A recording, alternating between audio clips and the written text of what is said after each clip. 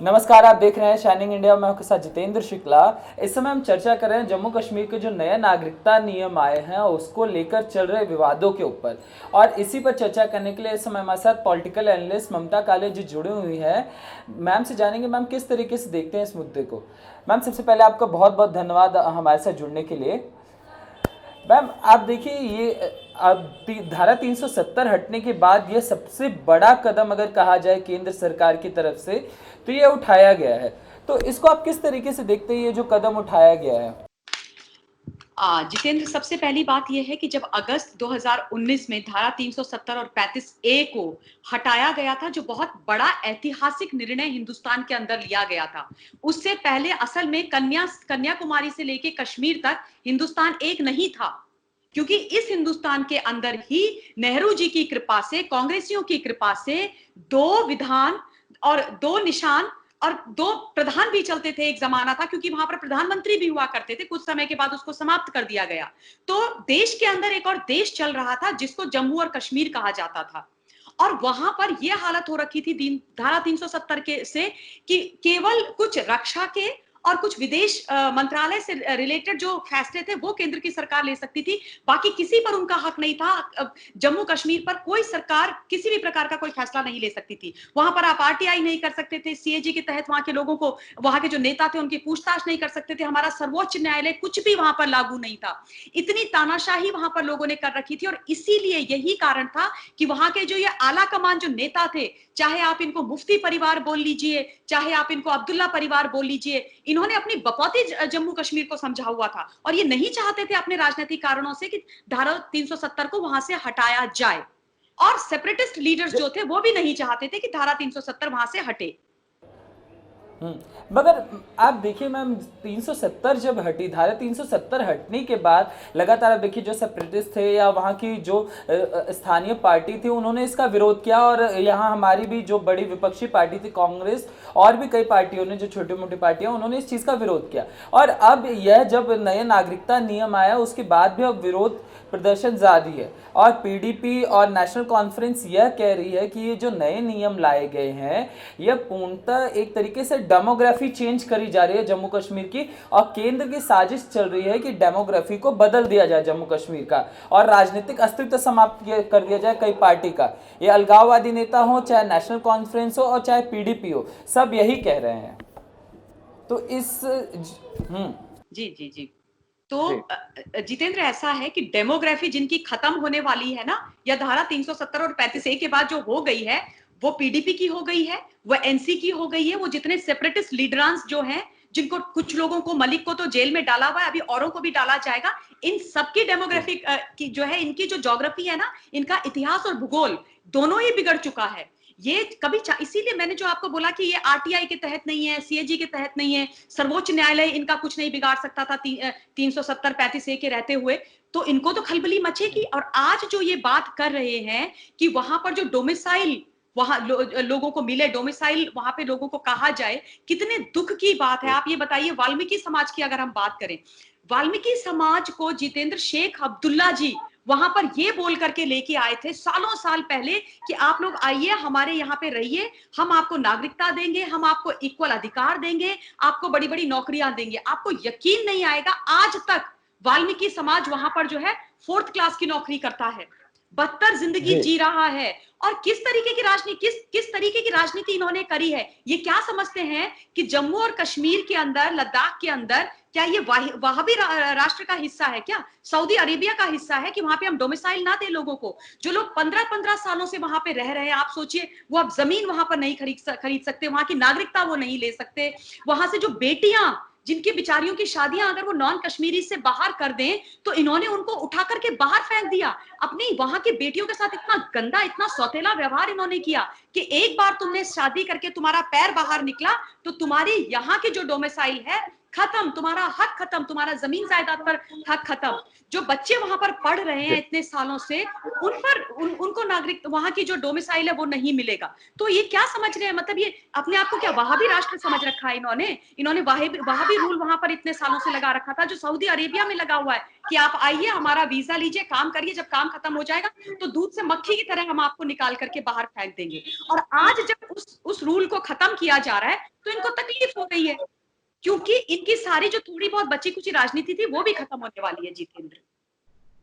मगर तकलीफ मैम आप देखिए, हमारे स्थानीय जो जम्मू कश्मीर के स्थानीय पार्टी हैं उनको छोड़ अब पाकिस्तान को भी तकलीफ होने लगी है, और पाकिस्तान भी ये जो सुधार करा गया है उस पर सवालिया निशान खड़ा कर रहा है और कह रहा है कि जनेवा जो समझौता था उसका सीधा सीधा उल्लंघन है। पाकिस्तान सीधे सीधे सवालिया निशान खड़ा ये कर रहा है। और सवाल ये भी उठता है कि लगातार ये अधिकार आखिर चाहे दलित समाज हो, चाहे वहाँ की बेटियां हो, चाहे वहाँ से प्रताड़ित किए गए कश्मीरी हिंदू हो, और आज उन्हें उनका अधिकार दिया जा रहा है, तो हमारी विपक्षी पार्टियों को और पाकिस्तान को एक जैसा दुख क्यों लग रहा है?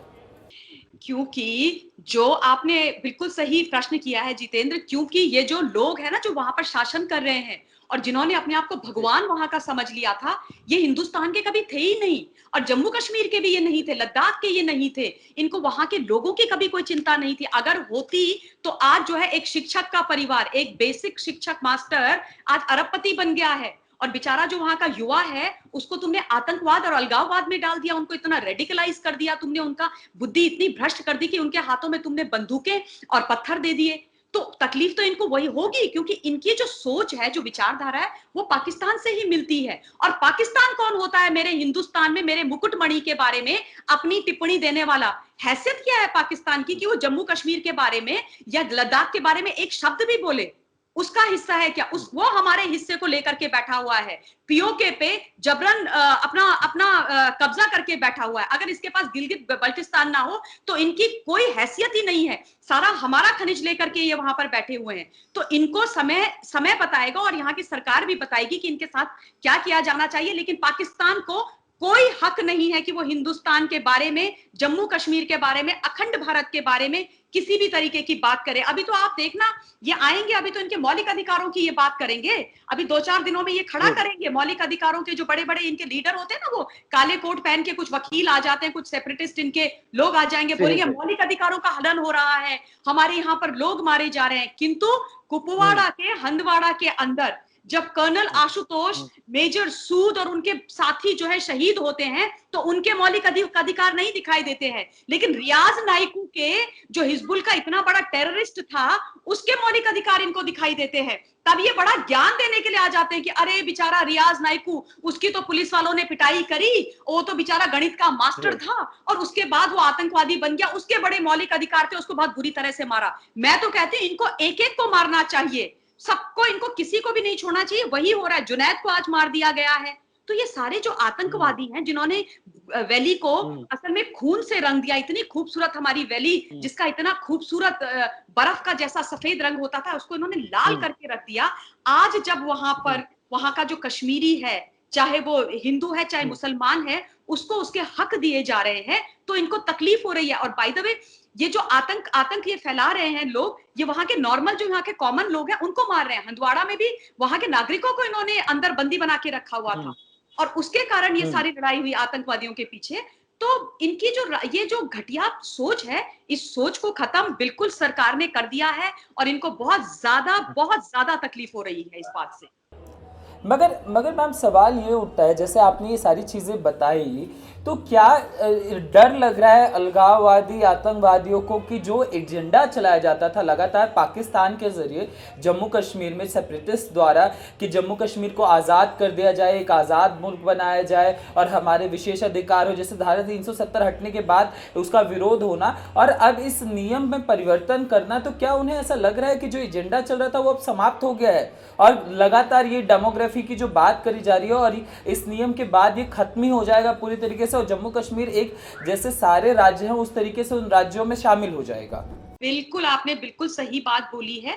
यही है जिस दिन हमारे यहाँ से धारा 370 और 35A हटी थी, उस दिन भारत एक हो गया था, कश्मीर से लेके कन्याकुमारी तक। सही मायनों में जो हम अखंड भारत कह रहे थे, अखंड भारत हम थे नहीं, पर उसके बाद अखंड भारत हम हो गए, भारत एक हो गया। और इसीलिए इनको तकलीफ हो रही है, क्योंकि इनका राजनीतिक अस्तित्व खत्म, इनकी जो पैसे हड़पने की जो दुकानें चल रही थी वो सारी की सारी खत्म। इन सबके बच्चे विदेशों में जाकर के पढ़ते हैं जितेंद्र।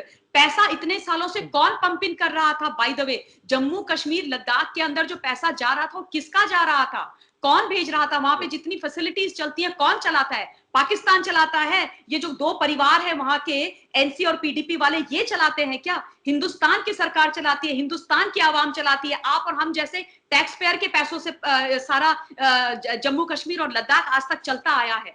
अब अगर उसको मुख्य धारा में जोड़ा जा रहा है तो इनको तकलीफ हो रही है। क्यों? क्योंकि आज तक तो ये था कि वहां पर कोई भी जाकर के संपत्ति नहीं खरीद सकता था, इसलिए वहां पर इंडस्ट्रीज ही नहीं लग पाई। जब कोई जमीन ही नहीं ले पाएगा, इंडस्ट्रीज कैसे लगेंगी? इंडस्ट्रीज नहीं लगेंगी तो ग्रोथ नहीं होगी, अर्थव्यवस्था नहीं बढ़ेगी तो लोगों को नौकरियां नहीं मिलेंगी। और अगर लड़के वहां के जो युवा हैं वो अनपढ़ रहेंगे, बेरोजगार रहेंगे, तभी तो वो उनका इस्तेमाल कर पाएंगे। नौकरियां लग जाती अगर, तो उनको तनख्वाह मिलती, तो ये 200-200 रुपए दे करके उनसे पत्थरबाजी कैसे करवा देते?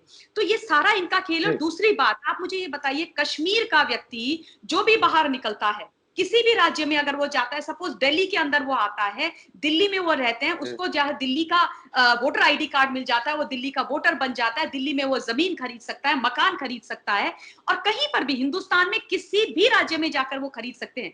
तो हिंदुस्तान का बाकी का नागरिक कश्मीर में जाकर के क्यों नहीं खरीद सकता भाई? हिंदुस्तान में क्यों नहीं हम लोग वहां जा सकते हैं? क्या हिंदुस्तान का हिस्सा नहीं है जेएनके? बिल्कुल है। तो आज वो जो विषमता थी ना, जो इन्होंने गैप इतने सालों से अपने पर्सनल गेन के लिए, अपने राजनीति के लिए बढ़ाया था, उसको पाट दिया है आज की सरकार ने। तो इनको बहुत ज्यादा तकलीफ हो रही है, क्योंकि अब खत्म इनकी राजनीति, खत्म इनका जो सारा क्रिएट किया हुआ किंगडम था, वो सारे का सारा खत्म हो गया। आप बताइए, वहां पे एक बारी मुख्यमंत्री बन गए तो भैया जो सरकारी आवास है वो तुम्हारा है, उसमें तुम सालों साल रहते रहो। तो इस तरीके की गंदी सोच और राजनीति ये लोग वहां पर कर रहे थे। जी, तो अब इन सब की समाप्ति हो चुकी है, और आपका ये भी कहना है कि जो आतंकवाद की खेती चल रही थी जम्मू कश्मीर के अंदर, कि लोगों को नौकरियां नहीं मिल रही थी, गरीबी के कारण लोगों को भड़काया जाता था धर्म के प्रति, संप्रदाय के प्रति, अब वो धीरे धीरे सारी स्थिति सामान्य हो जाएगी, और अब ये जो एजेंडा चलता था वो खत्म हो जाएगा पूर्णतः तरीके से। बिल्कुल खत्म हो जाएगा। आप देखिए, जो हिजबुल के जो बड़े बड़े ये टेररिस्ट हैं, ये जो रियाज नाइकू था, वो उनका सरगना था, बहुत बड़ा सरगना था। आज उसको मार दिया गया, उसके ऊपर इतना बड़ा इनाम रखा हुआ था, वो इधर से उधर भागता रहता था। आज इन सब का खात्मा हो रहा है। हर रोज टेररिस्ट वहां पर मारे जा रहे हैं, आतंकवादी मारे जा रहे हैं। जुनैद को मार दिया गया है, रियाज नाइकू को मार दिया गया है, और बिल्कुल भगवान की कृपा से वहां पर सारा आतंकवाद खत्म होगा। वहां पर लोगों को जो है मुख्य धारा में लाया जाएगा। जिस तरीके से हिंदुस्तान के बाकी लोग काम करते हैं, काम करेंगे। जो लोग 15-15 सालों से वहां पर रह रहे हैं, आप सोचिए उनकी क्या दशा होगी। वो कैसे मतलब वहां पर रह रहे होंगे कि वो वहां पर काम करते हैं, इनके लिए नौकरों की तरह वहां पर काम किया उन लोगों ने, और उनको इतना भी हक नहीं कि वो 1 इंच जमीन का टुकड़ा अपने लिए खरीद सके। वहां पर वो मतलब अपना कुछ कहने के लिए उनके पास नहीं, शरणार्थियों के तौर पर रखा। बेटियां जो बेचारी बाहर शादी करके आ गई, वो कम से कम अपने माँ बाप के घर जा सकेंगी, वो ये कह सकेंगी कि हाँ, मैं जम्मू कश्मीर की हूँ, मेरा वहां का डोमिसाइल है, मैं वहां की बेटी हूँ। जो बच्चों ने वहां पर 7 वर्ष की उम्र तक रहे हैं, वो कह सकते हैं कि हम जो है जेएनके जम्मू कश्मीर के बच्चे हैं, जिन्होंने 10वीं 12वीं तक वहां पढ़ाई करी है, वो कह सकते हैं, लोग जा सकते हैं। और सबसे बड़ी बात, जो हमारा कश्मीरी पंडित है, जिसको इन्होंने इतना नरसंहार करके बाहर निकाला, वो वापस जा सकेगा। आप सोचो कितना बड़ा दर्द है। अगर हम अपने घर जो है ना लौट पाए, उससे बड़ा दुख कुछ नहीं है। तो इससे बड़ी खुशी की बात तो किसी के लिए होनी नहीं चाहिए, पर ये खुश इस चीज के लिए नहीं होंगे, क्योंकि इनका जो है ना, इनका जम्मू कश्मीर निकाला होने वाला है, और इनकी जो है मियाँ की जूती, मियाँ के सर जो है वो पड़ गई है बहुत बुरी तरह से। और 56 इंच का जिसका सीना है ना, उस प्रधानमंत्री ने ये करके दिखा दिया है। और आपको याद होगा, बड़े वाले अब्दुल्ला साहब ने बोला था, जब धारा 370 हटने की बात हो रही थी जितेंद्र, तो बड़ा हर चैनल में जाके कहता था, अरे नरेंद्र मोदी जी, अगर 5 जन भी ले लेना तो भी धारा 370 पैसे से नहीं हटा सकते हैं, खून की नदियां बह जाएंगी। लेकिन वहां की जनता भी नहीं चाहती थी कि ये आतंक जो है ये लोग फैलाए। ये सारे के सारे आतंकवादी हैं, इनसे जितनी जल्दी जम्मू कश्मीर को खत्म के चंगुल से निकाला जाए उतना अच्छा। जी, बहुत बहुत धन्यवाद मैम आपका हमारे साथ जुड़ने के लिए।